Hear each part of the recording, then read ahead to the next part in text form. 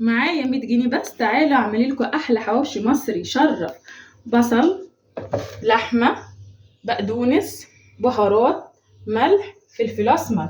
تعالوا نشوف هنعمله مع بعض ازاي. هننزل باللحمه بتاعتنا. اللحمه دي 250 لحمه و100 جرام دهون. الدهون بتخلي الحواوشي تحفه. هننزل بصلتين مقدار ربع كيلو زي اللحمه.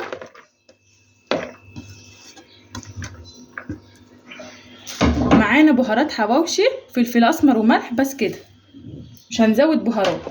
بقدونس طعمه روعه مع الحواوشي، لو مش جربوا يجربوا يدعيلي. هنمكس كله مع بعض.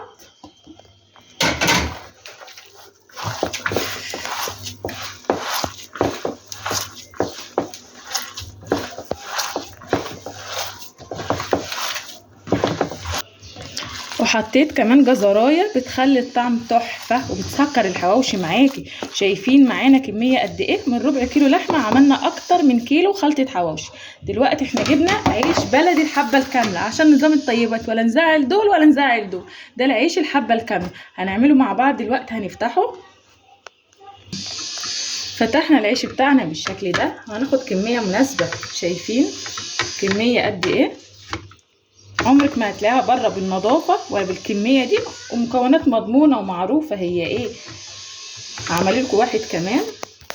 فتحنا العيش بالشكل ده. ممكن تقصيه بالمقص لو العيش مش بيفتح. تمام. هنفتح العيش بالشكل ده او بالمقص زي ما انت بتعرفي اعملي، ويكون معانا حواوشي مضمون وجميل وريحته تجيب لاخر الشارع وانت عارفه مكوناته. اخر واحد هنعمله معاكم. شايفين قد ايه الكرة اللي بتحطيها قد ايه؟ ماليه ايدي اهو.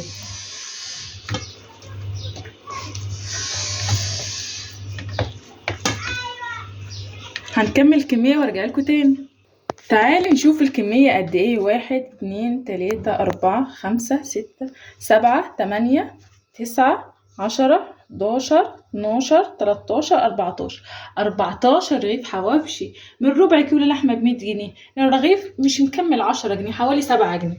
تعالي نشوف هنعمل ايه. دي صينيه فيها كميه زيت صغيره.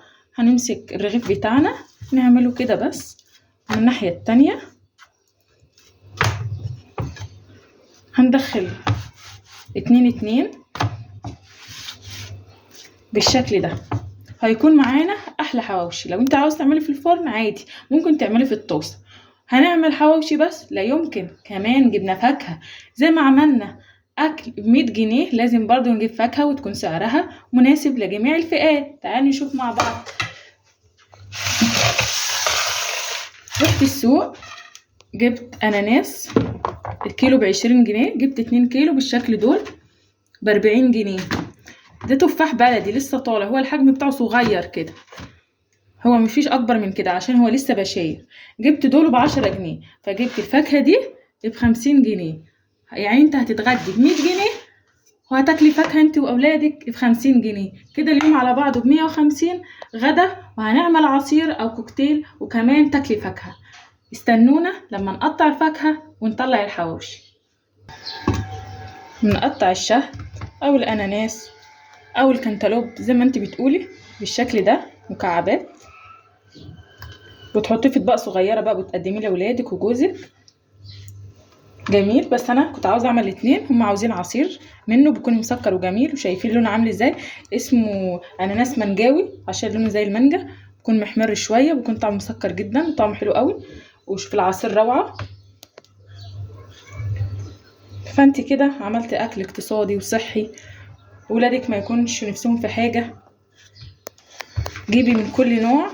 والفاكهه الموجوده كيلو، نص كيلو، 2 كيلو، حسب سعرها وحسب امكانياتك.